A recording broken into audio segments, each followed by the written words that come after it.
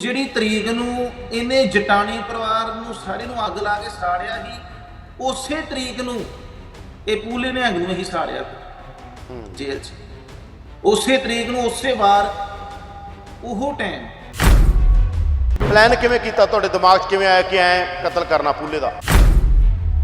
ਪਹਿਲਾਂ ਹੀ ਉਹ 222 ਨੰਬਰ ਦਾ ਟੋਕਾ ਮੰਗਾਇਆ ਸੀ ਵੀ ਆਪਾਂ ਇਹਦੇ ਹੱਥ ਜਿਹੜੇ ਨੇ ਕੱਟ ਦਿੰਦੇ ਆ। ਫਿਰ ਸਾਡਾ ਪਲਾਨ ਚੇਂਜ ਹੋ ਗਿਆ, ਮਤਲਬ ਫਿਰ ਅਸੀਂ ਸੋਚਿਆ ਕਿ ਨਹੀਂ ਅੱਗ ਲਗਾ ਕੇ ਚਲਾ ਦਿੰਦੇ ਆ, ਕਿਉਂਕਿ ਉਹਦੇ ਵਾਸਤੇ ਬੰਦੇ ਜ਼ਿਆਦਾ ਚਾਹੀਦੇ ਸੀ।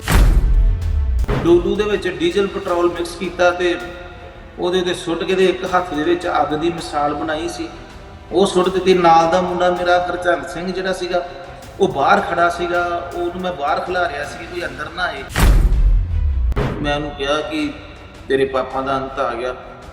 ਉਹਨੇ ਮੇਰੇ ਵੱਲ ਐਰੋਸ ਤੇ ਦੇਖਿਆ, ਇੱਕਦਮ ਐ ਦੇਖਿਆ ਉਹਨੇ, ਤੇ ਮੈਂ ਉਹ ਤੇਲ ਸੁੱਟ ਕੇ ਤੇ ਅੱਗ ਲਗਾ ਦਿੱਤੀ। ਇਹ ਵੀ ਪਤਾ ਲੱਗਿਆ ਕਿ ਜਿਹੜਾ ਪੂਲਾ ਨਿਹੰਗ ਸੀ ਕਹਿੰਦੇ ਉਹ ਸ਼ਰਾਬ ਪੀਂਦਾ ਸੀਗਾ, ਨਸ਼ੇ 'ਚ ਵੀ ਰਹਿੰਦਾ ਸੀਗਾ, ਹੋਰ ਵੀ ਬਹੁਤ ਸਾਰੇ ਕੰਮ ਕਰਦਾ ਸੀ ਇਸ ਤਰ੍ਹਾਂ ਦੇ। ਬੰਦੇ ਨੂੰ ਵੱਢ ਕੇ ਪਾਣੀ 'ਚ ਉਬਾਲਣਾ, ਉਬਾਲ ਕੇ ਮੱਛੀਆਂ ਦਾ ਖਾਣਾ ਬਣਾਉਣਾ ਔਰ ਤਸੀਹੇ ਦੇ ਬੰਦੇ ਨੂੰ ਮਾਰਨਾ। ਇਸ ਬੰਦੇ ਨੇ ਤੇ ਪਰਿਵਾਰਾਂ ਦੇ ਪਰਿਵਾਰ ਹੀ ਮਾਰਦੇ, ਛੋਟੇ ਛੋਟੇ ਬੱਚਿਆਂ ਦੇ ਸਿਰ 'ਚ ਗੋਲੀਆਂ। ਫਿਰ ਜਦੋਂ ਕਿਸੇ ਦੇ ਪਰਿਵਾਰ ਨੂੰ ਮਾਰਨਾ, ਫਿਰ ਉਹ ਜਿਹੜੇ ਘਰ 'ਚ ਡੰਗਰ ਵੱਸਾ ਹੁੰਦਾ ਵਾ ਉਹਨੂੰ ਵੀ ਮਾਰ ਦੇਣਾ।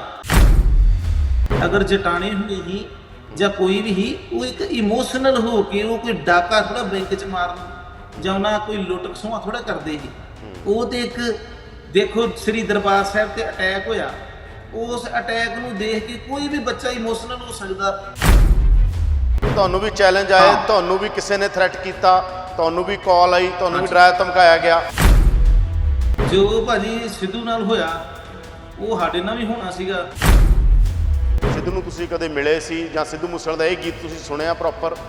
ਕਿਹੋ ਜਿਹਾ ਲੱਗਿਆ ਤੁਹਾਨੂੰ ਪਹਿਲੇ ਗੀਤ, ਜਾਂ ਤੁਸੀਂ ਉਹਨੂੰ ਮਿਲੇ ਸੀ? ਕਿਸ ਤਰ੍ਹਾਂ ਦਾ ਬੰਦਾ, ਕਦੇ ਮਿਲੇ ਉਹਨੂੰ?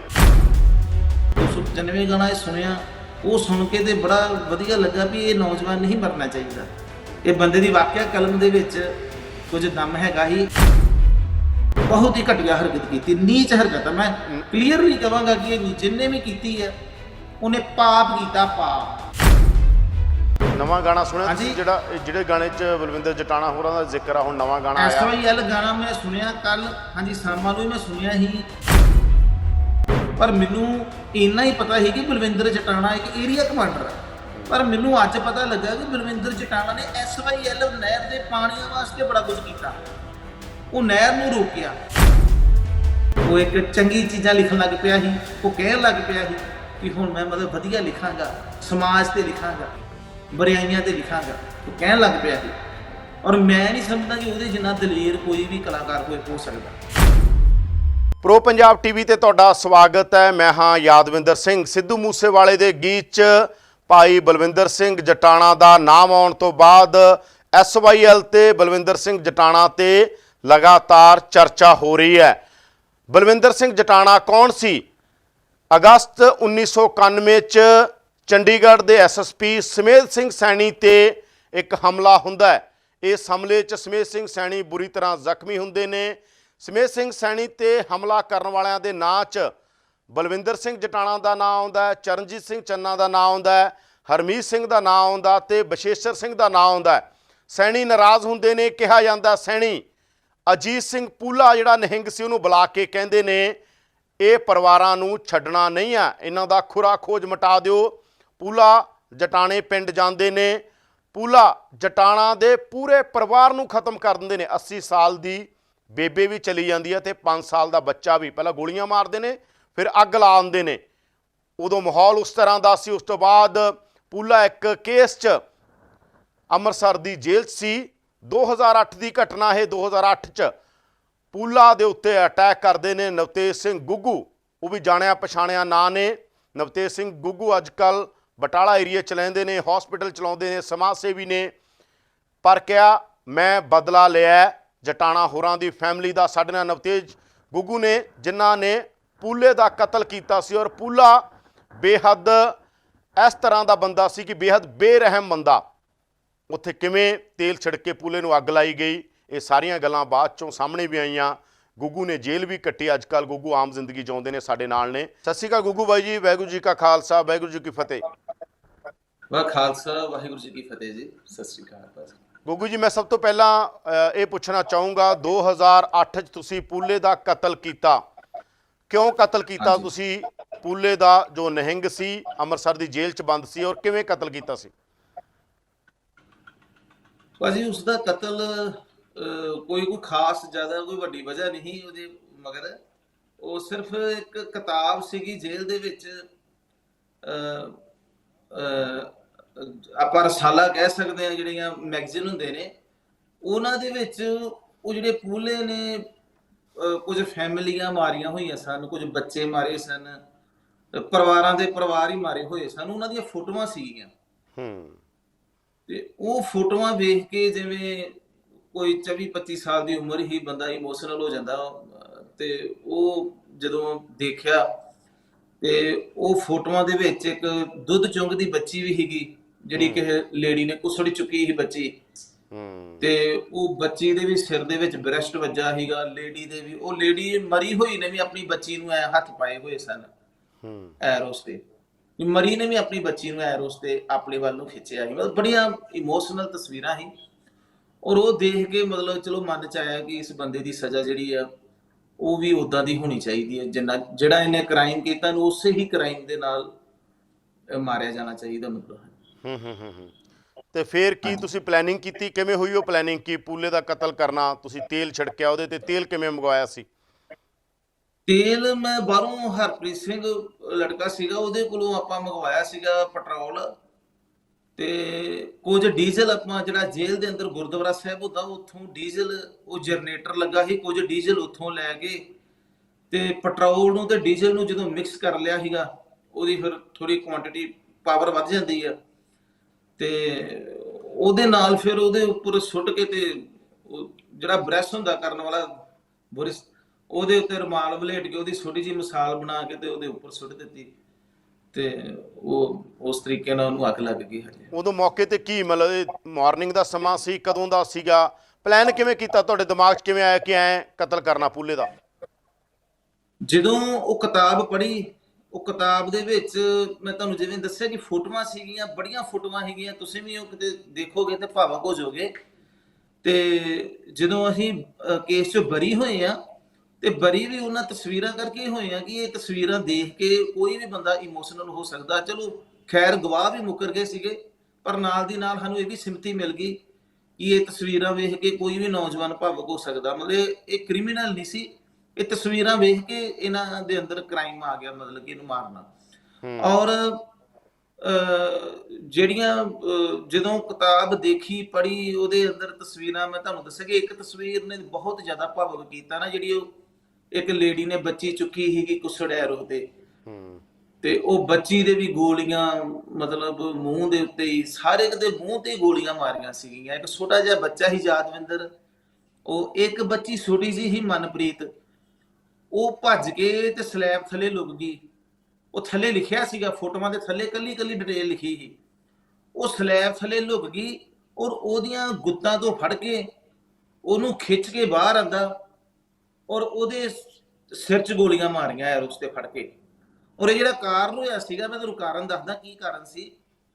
ਇਹ ਜਦੋਂ ਸਮੇਧ ਸੈਣੀ ਦੇ ਉੱਤੇ ਅਟੈਕ ਹੁੰਦਾ ਚੰਡੀਗੜ੍ਹ, ਔਰ ਪੂਲਾ ਨਿਹੰਗ ਗਿਆ ਸੀਗਾ ਸਮੇਧ ਸੈਣੀ ਦਾ ਪਤਾ ਲੈਣ ਪੀਜੀਆਈ ਦੇ ਵਿੱਚ, ਤੇ ਉੱਥੇ ਪੂਲੇ ਨਿਹੰਗ ਨੇ ਬਕਾਇਦਾ ਇੱਕ ਕਾਨਫਰੰਸ ਕੀਤੀ ਸੀਗੀ ਕਿ 24 ਘੰਟਿਆਂ ਦੇ ਵਿੱਚ ਵਿੱਚ ਸਮੇਧ ਸਿੰਘ ਸੈਣੀ ਦਾ ਜਿਹੜਾ ਵਾ ਉਹ ਬਦਲਾ ਲਿਆ ਜਾਏਗਾ।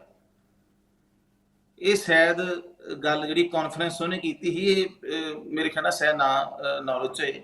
ਬਕਾਇਦਾ ਓਪਨਲੀ ਕਿਹਾ ਸੀਗਾ ਕਿ ਸਮੇਧ ਸਿੰਘ ਸੈਣੀ ਦਾ ਹੀ ਬਦਲਾ ਲਵਾਂਗੇ।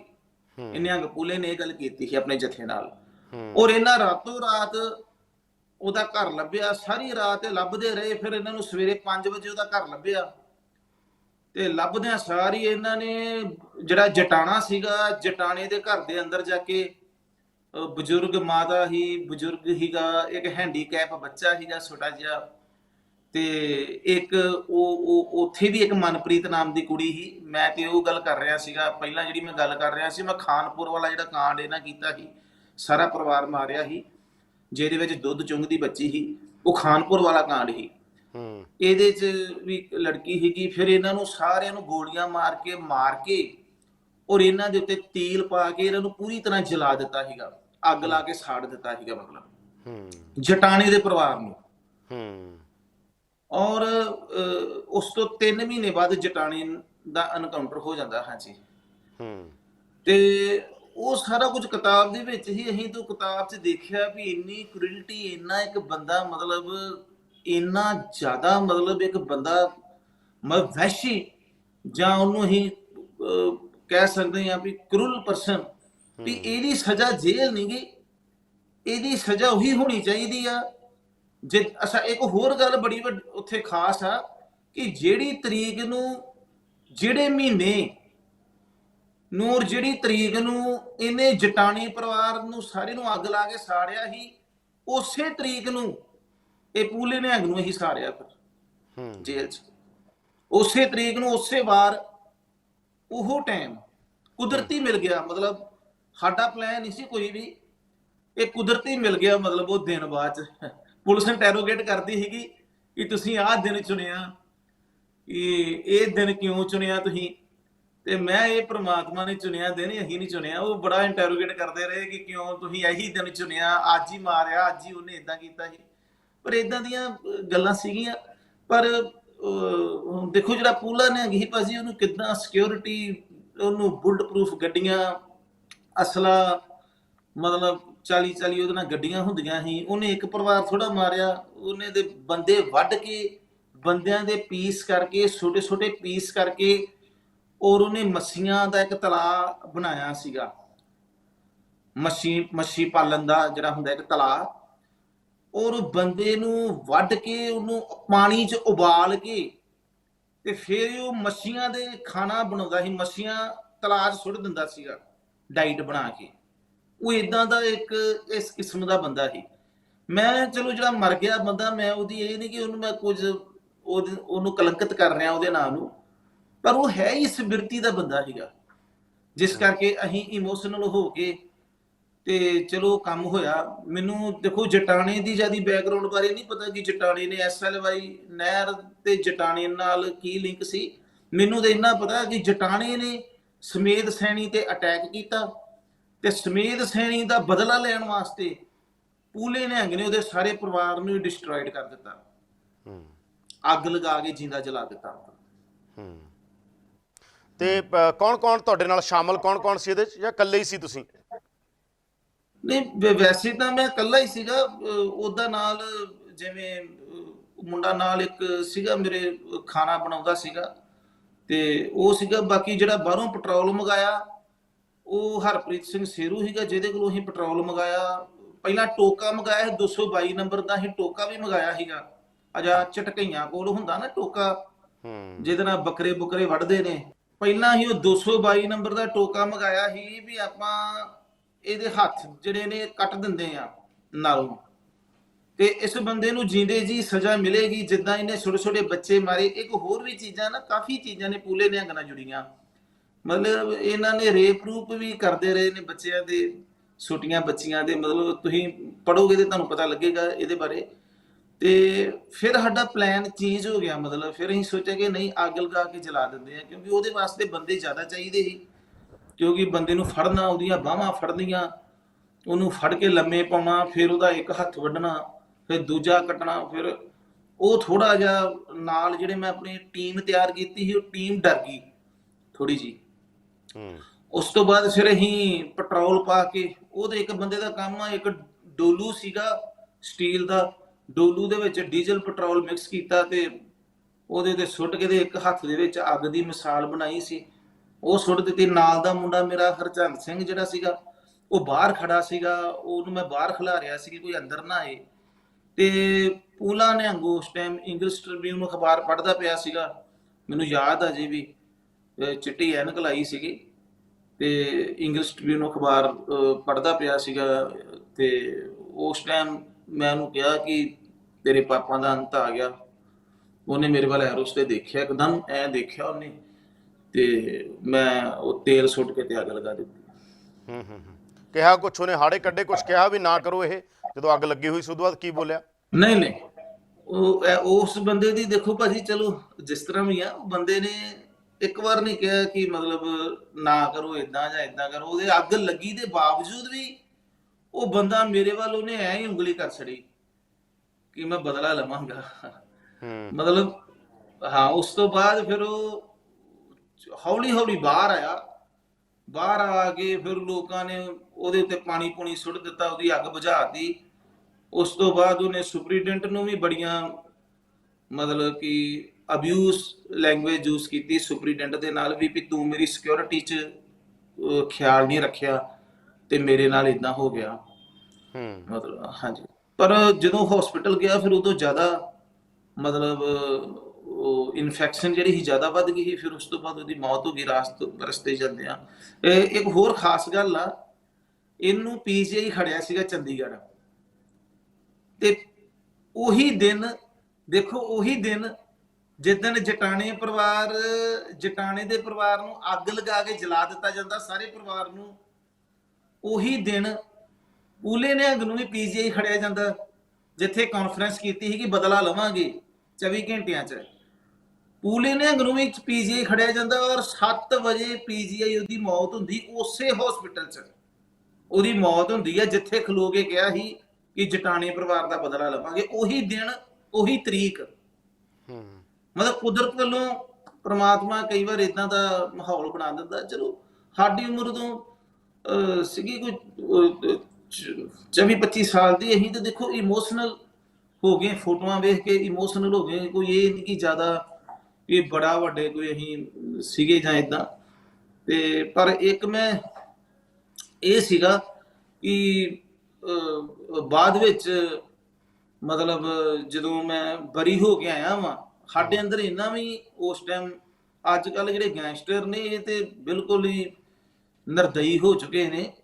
ਇਹਨਾਂ ਨੇ ਤੇ ਬਿਲਕੁਲ ਵੀ, ਇਹਨਾਂ ਨੂੰ ਇਹ ਨਹੀਂ ਪਤਾ ਵੀ ਕਿਸੇ ਮਾਂ ਦਾ ਪੁੱਤ ਵਾ ਜਾਂ ਕੋਈ ਇਕੱਲਾ ਵਾ, ਕਿਸੇ ਦਾ ਘਰ ਉੱਜੜ ਜਾਏਗਾ, ਕਿ ਕੋਈ ਕਿਸੇ ਦਾ ਪਿੱਛੇ ਕੋਈ ਵਿਚਾਰੇ ਦਾ ਨਾਂ ਲੈਣ ਵਾਲਾ ਨਹੀਂ ਰਹਿਣਾ, ਜਾਂ ਕੋਈ ਬੱਚਾ ਵਾ ਉਹਨੂੰ ਅਗਰ ਸਜ਼ਾ ਦੇਣੀ ਆ ਤੇ ਉਹਦੀ ਲੱਤ ਬਾਂਹ 'ਚ ਗੋਲੀ ਮਾਰ ਦੋ, ਉਹਦੀ ਲੱਤ ਬਾਂਹ ਤੋੜ ਦੋ ਅਗਰ ਤੁਸੀਂ ਕੁਝ ਤੁਹਾਨੂੰ ਜ਼ਿਆਦਾ।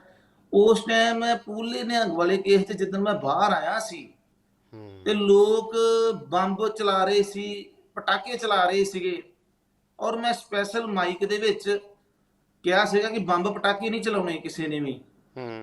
ਤੇ ਰੁਕ ਗਏ। ਮੈਂ ਕਿਹਾ ਕਿ ਜਿਸ ਬੰਦੇ ਦੇ ਕਤਲ 'ਚੋਂ ਮੈਂ ਬਾਹਰ ਆਇਆ, ਜਿਸ ਬੰਦੇ ਨੂੰ ਮਾਰ ਕੇ ਮੈਂ ਬਾਹਰ ਆਇਆ, ਅੱਜ ਉਹਦੀ ਮਾਂ ਜੀਂਦੀ ਆ, ਪਰ ਮੈਂ ਉਹਦੀ ਮਾਂ ਨੂੰ ਨਾ ਕਿਤੇ ਲੱਗੇ ਮਹਿਸੂਸ ਹੋਏ ਕਿ ਮੇਰੇ ਬੱਚੇ ਦੇ ਕਾਤਲ ਵੀ ਬਾਹਰ ਆ ਗਏ ਆ ਤੇ ਜਸ਼ਨ ਦੇ ਵਿੱਚ ਬੰਬ ਪਟਾਕੇ ਚਲਾਏ ਜਾ ਰਹੇ ਨੇ। ਮਤਲਬ ਕਿ ਉਹਦੀ ਮਾਂ ਨੂੰ ਨਾ ਠੇਸ ਲੱਗੇ। ਮਾਂ ਦਾ ਕੀ ਕਸੂਰ ਸੀ? ਪੂਲਾ ਨਿਹੰਗ ਕਿੰਨਾ ਡੇਂਜਰ ਬੰਦਾ ਸੀ, ਪਰ ਅਸੀਂ ਉਹਦੀ ਮਾਂ ਦੀਆਂ ਭਾਵਨਾਵਾਂ ਨੂੰ ਨਹੀਂ ਚਾਹੁੰਦੇ ਕਿ ਠੇਸ ਲੱਗੇ। ਮਾਂ ਦਾ ਕਸੂਰ ਪਰ ਅੱਜ ਕੱਲ ਦੀ ਜਿਹੜੀ ਅੱਜ ਕੱਲ ਦੀ ਗੁੰਡਾਗਰਦੀ ਜਾਂ ਬਦਮਾਸ਼ੀ ਜਿਹੜੀ, ਇਹ ਤੇ ਬਿਲਕੁਲ ਹੀ ਨਿਰਦਈ ਆ। ਇਹਨਾਂ ਦੇ ਅੰਦਰ ਕੋਈ ਇਮੋਸ਼ਨ ਨਹੀਂ ਗੀਆਂ, ਫੀਲਿੰਗ ਨਹੀਂ ਗੀਆਂ। ਸਿਰਫ ਭਾਜੀ ਮੈਂ ਤੁਹਾਨੂੰ ਇੱਕ ਗੱਲ ਦੱਸਾਂ, ਮੈਂ ਬੜੇ ਦਿਨਾਂ ਦਾ ਸੁਣਦੇ ਆ, ਸਿਰਫ ਫਰੋਤੀਆਂ ਦਾ ਕੰਮ ਜੇ, ਫਰੋਤੀਆਂ ਮੰਗਦੇ ਜੇ ਇੱਕ ਦੂਜੇ ਕੋਲੋਂ। ਆ ਜਿਹਨੇ ਦੇਤੀ ਉਹ ਬਚ ਗਿਆ ਤੇ ਜਿਹਨੇ ਫਰੋਤੀ ਦੇਣ ਤੋਂ ਨਾ ਕਰ ਦਿੱਤੀ, ਔਰ ਇਹ ਸਾਰੀ ਗੇਮ ਫਰੋਤੀਆਂ ਦੀ ਜੇ।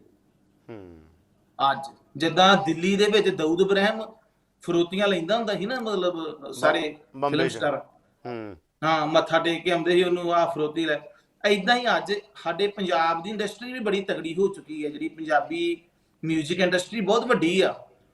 ਤੇ ਹੁਣ ਇੱਥੇ ਵੀ ਉਹੀ ਸਟਾਈਲ ਚੱਲ ਪਿਆ ਵੀ ਫਰੋਤੀਆਂ ਲੈਣੀਆਂ, ਦਹਿਸ਼ਤ ਬਣਾਓ, ਆਪਣੀ ਏਡੀ ਵੱਡੀ ਦਹਿਸ਼ਤ ਬਣਾਓ ਕਿ ਬਾਕੀ ਲੋਕਾਂ ਕੋਲ ਪੈਸੇ ਲਓ। ਇਹੀ ਤਰੀਕਾ ਬਸ ਅੱਜ ਕੱਲ ਦੀ ਜਿਹੜੀ, ਅਗਰ ਆ ਜਿਹੜੀ ਗੈਂਗਵਾਰ ਚੱਲਣ ਡਈ, ਇਹਨੂੰ ਮੈਂ 2 ਲਫ਼ਜ਼ਾਂ ਵਿੱਚ ਅਗਰ ਕਵਾਂ ਤੇ ਇਹਦੇ 2 ਲਫ਼ਜ਼ ਇਹੀ ਨੇ, ਫਰੋਤੀ ਤੇ ਆਪਣੀ ਦਹਿਸ਼ਤ ਬਣਾਓ।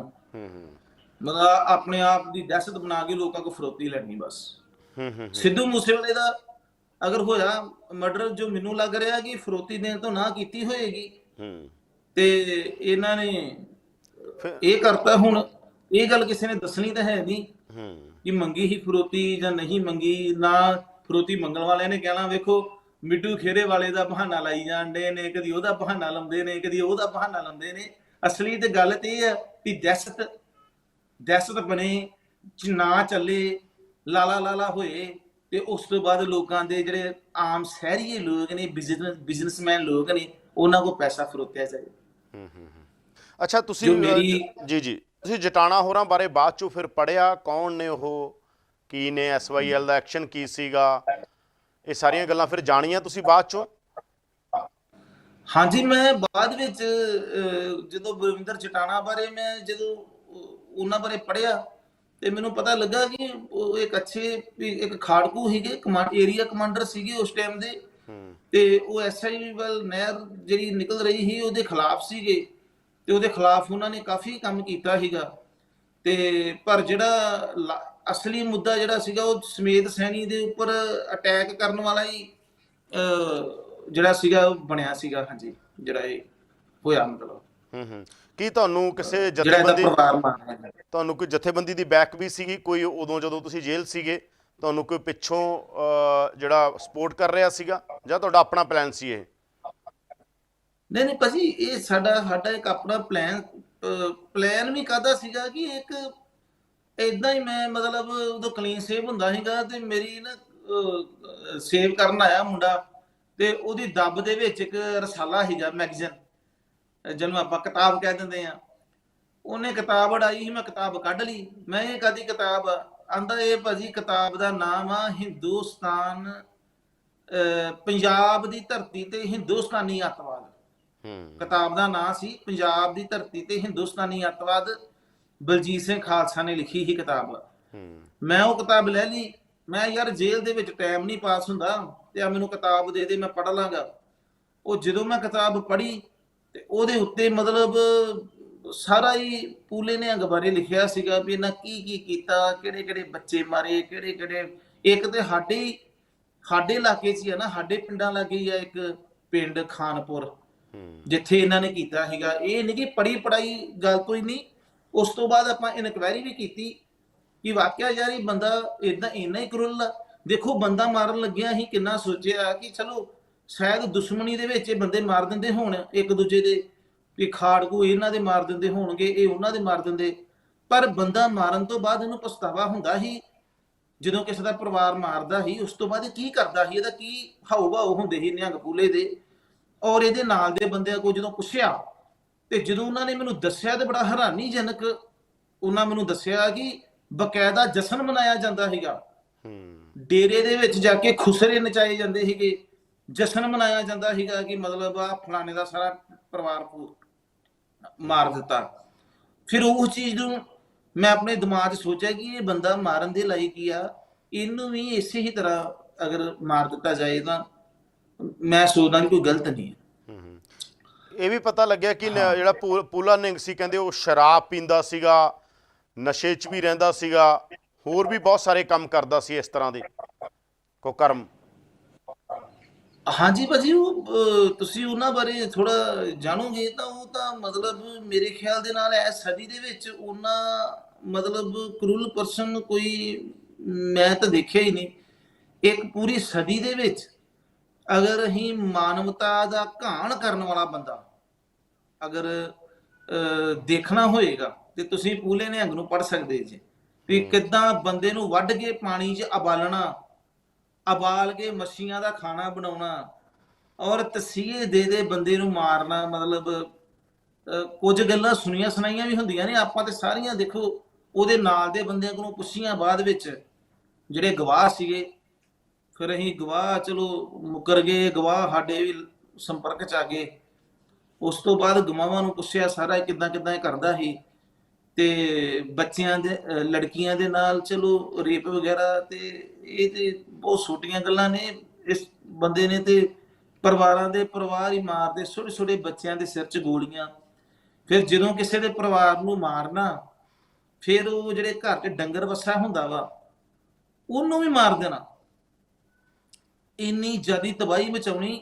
ਫਿਰ ਜਿਹੜਾ ਨਲਕਾ ਹੁੰਦਾ ਵਾ ਚੌਂਕਾ ਢਾ ਦੇਣਾ, ਉਹ ਨਲਕਾ ਪੁੱਟ ਦੇਣਾ। ਮਤਲਬ ਇਸ ਤਰੀਕੇ ਨਾਲ ਉਸ ਘਰ ਦੀ ਤਬਾਹੀ ਕਰਨੀ ਕਿ ਮਤਲਬ ਘਰ ਵੇਖਣ ਵਾਲਾ ਬੰਦੇ ਨੂੰ ਦਹਿਸ਼ਤ ਫੈਲਾਉਣੀ ਕਿ ਮਤਲਬ ਵੀ ਅਸੀਂ ਇਹ ਹਾਲ ਕਰਦੇ ਆ ਜਿਹੜੇ ਖਾੜਕੂ ਜਾਂ ਮੰਨ ਲਓ ਉਸ ਟਾਈਮ ਜਿਹੜੇ ਮੁੰਡੇ, ਚਲੋ ਉਹ ਨੌਜਵਾਨ ਮੁੰਡੇ ਭਾਜੀ ਉਸ ਟਾਈਮ ਮੈਂ ਉਹਨਾਂ ਲੜਕਿਆਂ ਦਾ ਕਸੂਰ ਨਹੀਂ ਕੱਢਦਾ। ਅਗਰ ਜਟਾਣੇ ਹੋਣੀ ਹੀ ਜਾਂ ਕੋਈ ਵੀ ਹੀ, ਉਹ ਇੱਕ ਇਮੋਸ਼ਨਲ ਹੋ ਕੇ ਉਹ ਕੋਈ ਡਾਕਾ ਥੋੜਾ ਬੈਂਕ 'ਚ ਮਾਰਨ ਜਾਂ ਉਹਨਾਂ ਕੋਈ ਲੁੱਟ ਖਸੂਆਂ ਥੋੜਾ ਕਰਦੇ ਸੀ।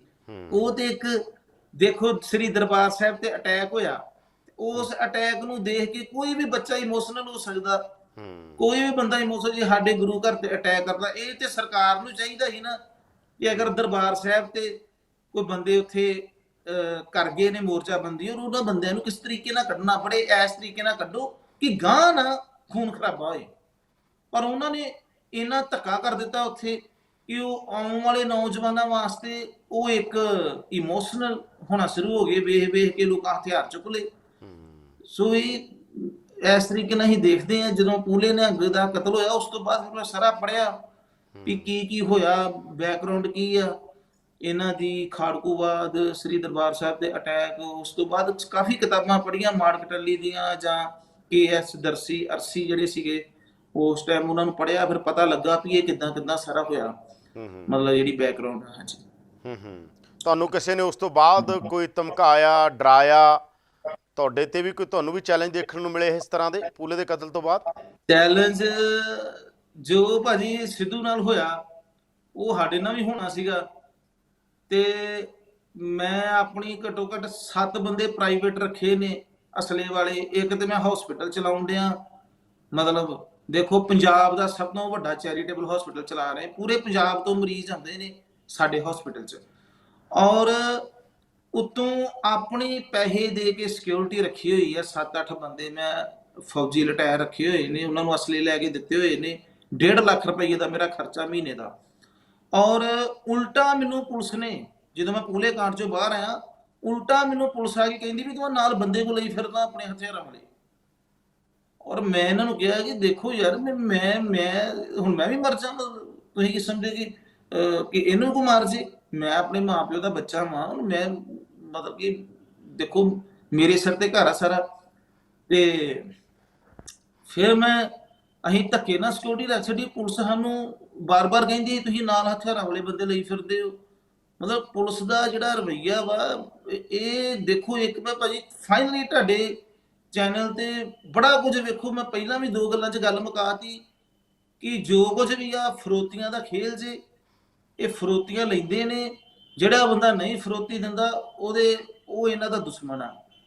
ਮਤਲਬ ਅੱਜ ਕੱਲ੍ਹ ਦੀ ਜਿਹੜੀ ਆਪਾਂ ਕਹਿ ਸਕਦੇ ਹਾਂ ਜੀ, ਚਲੋ ਕੁਝ ਹੋਰ ਵੀ ਛੋਟੇ ਮੋਟੇ ਹੋਣਗੇ ਇਹਨਾਂ ਦੇ ਆਪਸ ਵਿੱਚ ਮਤਭੇਦ, ਪਰ ਮੇਨ ਫਰੋਤੀਆਂ ਨੇ ਕਿ ਦਹਿਸ਼ਤ ਬਣਾਓ, ਕੋਈ ਵੱਡਾ ਕੰਮ ਕਰੋ ਔਰ TV ਚੈਨਲਾਂ ਤੇ ਲਾਲਾ ਹੋ ਜੇ ਸਾਡੀ, ਉਸ ਤੋਂ ਬਾਅਦ ਫੋਨ ਕਰੀਏ ਵੀ ਉਹ 50 ਲੱਖ ਰੁਪਈਆ ਦੇ, ਉਹ ਕਰੋੜ ਦੇ, ਤੇ ਲੋਕੀ ਆਪ ਚੁੱਪ ਚਪੀਤੇ ਦੇ ਜਾਂਦੇ ਨੇ, ਵਿਚਾਰੇ ਡਰਦੇ ਨੇ ਲੋਕ ਜਿਹੜੇ ਚੰਗੇ ਬਿਜ਼ਨਸਮੈਨ ਨੇ। ਉਸ ਤੋਂ ਬਾਅਦ ਜਿਹੜੀ ਤੁਸੀਂ ਹੁਣ ਮੈਨੂੰ ਸਵਾਲ ਪੁੱਛਿਆ, ਤੁਹਾਨੂੰ ਵੀ ਚੈਲੰਜ ਆਏ, ਤੁਹਾਨੂੰ ਵੀ ਕਿਸੇ ਨੇ ਥ੍ਰੈਟ ਕੀਤਾ, ਤੁਹਾਨੂੰ ਵੀ ਕਾਲ ਆਈ, ਤੁਹਾਨੂੰ ਵੀ ਡਰਾਇਆ ਧਮਕਾਇਆ ਗਿਆ? ਦੇਖੋ ਚੈਲੰਜ ਤਾਂ ਭਾਜੀ ਮੁੱਕ ਦੀ ਗੱਲ ਇਹ ਆ ਵੀ ਅੱਜ ਕੱਲ੍ਹ ਟ੍ਰੈਂਡ ਇਹ ਹੈ ਕਿ ਜਿਹੜੇ ਬੰਦਾ ਥੋੜਾ ਬਹੁਤ ਫੇਮਸ ਆ ਉਹਨੂੰ ਮਾਰ ਦਿਓ। ਉਹਨੂੰ ਮਾਰਨ ਤੋਂ ਬਾਅਦ ਤੁਹਾਡੀ ਦਹਿਸ਼ਤ ਬਣੇ, ਤੁਸੀਂ ਮਤਲਬ ਲਾਲਾ ਚਾਹੋ, ਲਾਈਮਲਾਈਟ ਚਾਹੋ। ਥ੍ਰੈਟ ਤੇ ਬਹੁਤ ਦੂਰ ਦੀ ਗੱਲ ਆ। ਦੇਖੋ ਪੂਲੇ ਨਿਹੰਗ ਦਾ ਜਿਹੜੇ ਗਰੁੱਪ ਨੇ, ਉਹਨਾਂ ਦੇ ਸਹੁੰਆਂ ਖਾਧੀਆਂ ਸੀ ਵੀ ਅਸੀਂ ਬਦਲਾ ਲੈਣਾ, ਗੁੱਗੂ ਨੂੰ ਮਾਰਨਾ ਸੀ, ਉਹਦੀ ਪੱਗ ਤਾਂ ਰੱਖਣੀ ਸਿਰ ਤੇ ਜਿੱਦਣ ਗੁੱਗੂ ਨੂੰ ਮਾਰਾਂਗੇ, ਹੈ ਨਾ। ਤੇ ਮੈਂ ਬਾਹਰ ਆਇਆ ਜਦੋਂ ਮੈਨੂੰ ਮਾਨਯੋਗ ਅਦਾਲਤ ਨੇ ਚਲੋ ਬਰੀ ਕਰ ਦਿੱਤਾ ਕਿ ਇਹ ਬੱਚੇ ਸੀਗੇ, ਇਹਨਾਂ ਨੇ ਚਲੋ ਇਮੋਸ਼ਨਲ ਹੋ ਗਏ, ਚਲੋ ਜਿੱਦਾਂ ਮਰਜ਼ੀ। ਅਸੀਂ ਬਾਹਰ ਆ ਗਏ, ਗਵਾਹ ਵੀ ਚਲੋ ਮੁੱਕਰ ਗਏ ਸੀਗੇ, ਤੇ ਬਾਹਰ ਆ ਗਏ। ਔਰ ਬਾਹਰ ਆ ਕੇ ਆਪਣੀ ਸਿਕਿਉਰਿਟੀ ਦਾ ਇੰਤਜ਼ਾਮ ਕਰਨਾ ਪਿਆ। ਮੈਂ ਹਾਈ ਕੋਰਟ 'ਚ ਵੀ ਐਪਲੀਕੇਸ਼ਨ ਦਿੱਤੀ, ਲੋਕਲ SSP ਨੂੰ ਵੀ ਦਿੱਤੀ ਐਪਲੀਕੇਸ਼ਨ ਕਿ ਮੈਨੂੰ ਮਾਨਯੋਗ ਅਦਾਲਤ ਨੇ ਬਰੀ ਕੀਤਾ ਵਾ, ਤੇ ਮੈਨੂੰ ਕੋਈ 2-4 ਸਿਕਿਉਰਿਟੀ ਦੇ ਬੰਦੇ ਦੇ ਦਿਓ, ਕਿਉਂਕਿ ਮੈਂ ਜਾਣਾ ਆਉਣਾ ਹੁੰਦਾ ਵੀ ਬਾਹਰ। ਕਈ ਵਾਰ ਕੋਈ ਲੋਕ ਬੁਲਾ ਲੈਂਦੇ ਨੇ ਸਾਨੂੰ ਇੱਕ ਐਜ਼ ਏ ਪਬਲਿਕ ਫਿਗਰ ਹੋਣ ਦੇ ਨਾਤੇ, ਕੋਈ ਕਬੱਡੀ ਕੱਪਾਂ 'ਚ ਬੁਲਾ ਲੈਣਗੇ ਜੀ, ਭਾਜੀ ਆਇਓ ਇੱਥੇ ਤੁਸੀਂ ਚੀਫ ਗੈਸਟ। ਜਾਂ ਹੁਣ ਤੇ ਅਸੀਂ ਚਲੋ ਆਪਣੇ ਕੰਮ 'ਚ ਹੀ ਰੁੱਝ ਕੇ ਅਸੀਂ ਜਾਣਾ ਆਉਣਾ ਹੀ ਛੱਡਤਾ, ਅਸੀਂ ਆਪਣੇ ਹਸਪੀਟਲ 'ਚ ਹੀ ਚਲੋ ਰਹੀਦਾ। ਮੈਂ 2-2 ਮਹੀਨੇ ਨਿਕਲਦਾ ਹੀ ਨਹੀਂ ਇੱਥੋਂ, ਕਿਉਂਕਿ ਦੇਖੋ ਜਦੋਂ ਸਿਕਿਉਰਿਟੀ ਪਤਾ ਸਾਨੂੰ ਵੀ ਸਾਡੀ ਸਿਕਿਉਰਿਟੀ ਥੋੜੀ ਵੀ ਆਪਣੀ ਪਰਸਨਲ ਸਿਕਿਉਰਿਟੀ ਆ। ਤੇ ਗੱਲ ਮੇਨ ਉਹੀ ਹੈ ਭਾਜੀ ਕਿ ਮਤਲਬ ਜੋ ਮੈਂ ਕਹਿਣੀ ਚਾਹੁੰਦਾ ਕਿ ਅੱਜ ਕੱਲ ਦੂਜੀ ਗੱਲ ਜਿਹੜੀ, ਮੈਂ ਬਾਹਰ ਆਇਆ ਵਾਂ ਜਦੋਂ ਮੈਨੂੰ ਥ੍ਰੈਟ ਆਏ ਨੇ ਔਰ ਮੈਂ ਬੰਦੇ ਰੱਖੇ ਨੇ। ਹਾਂਜੀ। ਜੀ। ਔਰ ਹੁਣ ਇੱਕ 300 ਬੈੱਡ ਅਸੀਂ ਹਸਪੀਟਲ ਬਣਾਇਆ ਵਾ, ਪੰਜਾਬ ਦਾ ਸਭ ਤੋਂ ਬਿਗ ਹਸਪੀਟਲ ਆ, ਚੈਰੀਟੇਬਲ। ਹੂੰ। ਇੱਥੇ 5-5 ਲੱਖ ਰੁਪਏ ਦੀਆਂ ਜਿਹੜੀਆਂ ਸਰਜਰੀਆਂ ਨੇ ਉਹ 25-30 ਹਜ਼ਾਰ ਚ ਅਸੀਂ ਕਰ ਦਿੰਦੇ ਆ। ਹੂੰ। ਵਧੀਆ ਡਾਕਟਰ ਅਪਾਇੰਟ ਕੀਤੇ, 5-5 ਲੱਖ ਡਾਕਟਰਾਂ ਦੀ ਤਨਖਾਹ ਵਾ, ਅਸੀਂ ਡਾਕਟਰ ਰੱਖੇ ਨੇ। ਔਰ ਦੂਜੇ ਤੀਜੇ ਦਿਨ ਮੋਟਰਸਾਈਕਲ ਚੋਰੀ ਹੋ ਜਾਂਦਾ ਹਸਪੀਟਲ ਦੇ ਬਾਹਰ। ਅਸੀਂ ਇਹਨਾਂ ਨੂੰ ਕਿਹਾ ਯਾਰ ਮੇਰਾ ਕਰਕੇ ਨਹੀਂ ਤੇ ਘੱਟੋ ਘੱਟ 2 ਪੁਲਿਸ ਵਾਲੇ ਬਾਹਰ ਲਗਾ ਦਿਓ, ਘੱਟੋ ਘੱਟ ਮੋਟਰਸਾਈਕਲ ਤਾਂ ਨਾ ਚੋਰੀ ਹੋਣ, ਲੋਕਾਂ ਦੇ ਏਡੀ ਦੂਰੋਂ ਲੋਕ ਆਉਂਦੇ ਨੇ। ਪਰ ਸਾਡੇ ਨਾਲ ਪਤਾ ਨਹੀਂ ਕਿਸ ਚੀਜ਼ ਦੀ ਖੁੰਦਕ ਆ, ਕਿਸ ਚੀਜ਼ ਦਾ। ਤੇ ਜਿਹੜੇ ਮੈਂ ਤੁਹਾਡੇ ਚਲੋ ਚੈਨਲ ਥਰੂ ਇਹ ਗੱਲ ਜ਼ਰੂਰ ਕਹਾਂਗਾ, ਕਿਉਂਕਿ ਜਿਹੜੀ ਸੱਚਾਈ ਆ ਕਹਿਣੀ ਚਾਹੀਦੀ। ਹੁਣ ਦੇਖੋ ਜਿਹੜੇ ਸ਼ਿਵ ਸੈਨਾ ਦੇ ਲੋਕ ਨੇ, ਸ਼ਿਵ ਸੈਨਾ ਦੀ ਕੀ ਦੇਣ ਆ, ਕੀ ਦੇਣ ਆ ਸਮਾਜ ਨੂੰ। ਤੇ ਉਹਨਾਂ ਨੂੰ 5-5 ਗਨਮੈਨ ਤੇ ਨਾਲ ਜਿਪਸੀ ਵੀ ਦਿੱਤੀ ਹੈ, ਤੇ ਨਾਲ ਜਿਪਸੀ ਦੇ ਵਿੱਚ ਪੈਟਰੋਲ ਵੀ ਪਾਇਆ ਜਾਂਦਾ। ਸਰਕਾਰ ਨਾਲ ਜਿਪਸੀ 'ਚ ਪੈਟਰੋਲ ਵੀ ਪਾਉਂਦੀ ਆ ਕਿ ਜਾਓ ਘੁੰਮੋ ਫਿਰੋ ਸਮਾਜ ਦੇ ਵਿੱਚ ਅੱਗ ਲਾਓ। ਔਰ ਅਸੀਂ ਜਿਨ੍ਹਾਂ ਨੂੰ ਪਤਾ ਵੀ ਹੈ ਕਿ ਏਡਾ ਵੱਡਾ ਕਾਂਡ ਹੋਇਆ ਵਾ, ਬੰਦਿਆਂ ਨੇ ਸਹੁੰਆਂ ਖਾਧੀਆਂ ਨੇ ਮਾਰਨ ਦੀਆਂ, ਔਰ ਉਸ ਬੰਦੇ ਨੇ ਇੰਨਾ ਵੱਡਾ ਹਸਪੀਟਲ ਚਲਾ ਰਿਹਾ ਵਾ, ਇੰਨੇ ਵੱਡੇ ਲੈਵਲ ਤੇ ਕੰਮ ਕਰ ਰਿਹਾ, ਔਰ ਉਹਦੇ ਹਸਪੀਟਲ ਦੇ ਬਾਹਰ ਹੀ 2-4 ਸਿਕਿਉਰਿਟੀ ਗਾਰਡ ਲਗਾ ਦੇਣ। ਮਤਲਬ ਮੈਨੂੰ ਗੱਲ ਚੇਤੇ ਆ ਗਈ ਹੁਣ ਗੱਲ ਕਰਦਿਆਂ ਇੱਕ ਗੱਲ ਮੈਂ ਤੁਹਾਨੂੰ ਪਹਿਲਾਂ ਕਹੀ ਸੀ ਕਿ ਸਾਰਾ ਫਰੋਤੀਆਂ ਦਾ ਖੇਲ ਆ ਔਰ ਲਾਈਮਲਾਈਟ 'ਚ ਆਉਣ ਦਾ ਖੇਲ ਆ। ਦੂਜੀ ਮੈਂ ਤੁਹਾਨੂੰ ਗੱਲ ਹੋਰ ਕਹਿ ਦਿੰਦਾ, ਜਿਹੜੀ ਦੂਸਰੀ ਗੱਲ ਆ ਉਹ ਇਹ ਆ ਕਿ ਮਤਲਬ ਇਹਨਾਂ ਦਾ ਬਸ ਇਹੀ ਹੈ ਕਿ ਮਤਲਬ ਜਿੱਦਾਂ ਹੁਣ ਅਸੀਂ ਆ ਬਾਹਰ ਆਏ ਆ ਔਰ ਦਿਮਾਗ ਚੋਂ ਨਿਕਲ ਜਾਂਦੀ ਹੈ ਗੱਲ। ਚਲੋ ਮੈਂ ਜ਼ਰੂਰ ਪੁੱਛਦਾ, ਕੋਈ ਗੱਲ ਨਹੀਂ, ਤੁਸੀਂ ਆਪਾਂ ਗੱਲ ਕਰ ਰਹੇ ਹਾਂ ਨੈਟ। ਦੂਜੀ ਗੱਲ ਬੜੀ ਖਾਸ ਆ, ਮੈਂ ਤੁਹਾਨੂੰ ਦਿਮਾਗ ਚ ਆਉਂਦੀ ਤੇ ਤੁਹਾਨੂੰ ਮੈਂ ਦੱਸਾਂਗਾ। ਕੋਈ ਨਾ, ਧਿਆਨ ਰੱਖੋ। ਮੈਂ ਤੁਹਾਨੂੰ ਇਹ ਜ਼ਰੂਰ ਪੁੱਛਣਾ ਸੀ, ਤੁਸੀਂ ਸਿੱਧੂ ਮੂਸੇਵਾਲੇ ਦੇ ਗੀਤ ਪਹਿਲਾਂ ਵੀ ਸੁਣਦੇ ਸੀ, ਸਿੱਧੂ ਨੂੰ ਤੁਸੀਂ ਕਦੇ ਮਿਲੇ ਸੀ ਜਾਂ ਸਿੱਧੂ ਮੂਸੇਵਾਲੇ ਦਾ ਇਹ ਗੀਤ ਤੁਸੀਂ ਸੁਣਿਆ ਪ੍ਰੋਪਰ, ਕਿਹੋ ਜਿਹਾ ਲੱਗਿਆ ਤੁਹਾਨੂੰ ਪਹਿਲੇ ਗੀਤ, ਜਾਂ ਤੁਸੀਂ ਉਹਨੂੰ ਮਿਲੇ ਸੀ, ਕਿਸ ਤਰ੍ਹਾਂ ਦਾ ਬੰਦਾ, ਕਦੇ ਮਿਲੇ ਉਹਨੂੰ? ਜੀ ਦੇਖੋ ਭਾਜੀ, ਸਿੱਧੂ ਮੂਸੇਵਾਲਾ ਜੀ ਦੇ ਮਰਨ ਤੋਂ ਬਾਅਦ ਹੀ ਪਤਾ ਲੱਗਾ, ਮੈਂ ਐਵੇਂ ਤੁਹਾਨੂੰ ਦੱਸਾਂ, ਕਿਉਂਕਿ ਸਾਡਾ ਸ਼ਡਿਊਲ ਬਹੁਤ ਬਿਜ਼ੀ ਹੁੰਦਾ, ਮਰੀਜ਼ਾਂ 'ਚ ਫਸੇ ਰਹੀਦਾ।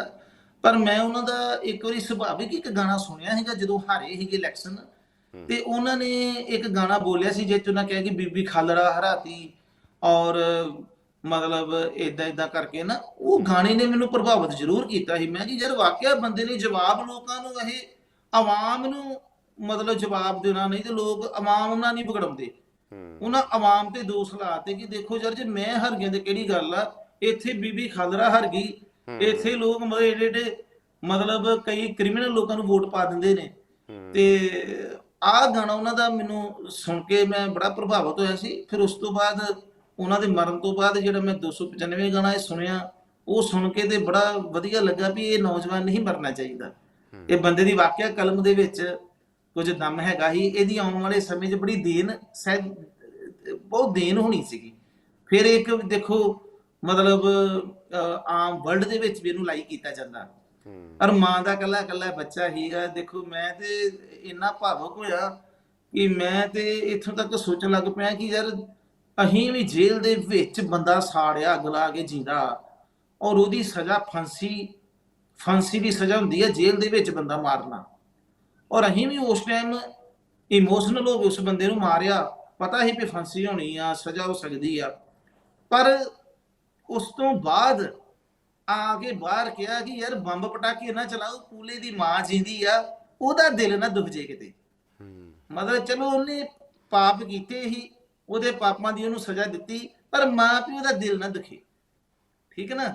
ਪਰ ਇਹ ਜਿਹੜੀ ਇਹਨਾਂ ਨੇ ਕੀਤੀ ਆ ਹਰਕਤ, ਇਹ ਮੈਂ ਨੀਚ ਹਰਕਤ ਕਹਾਂਗਾ।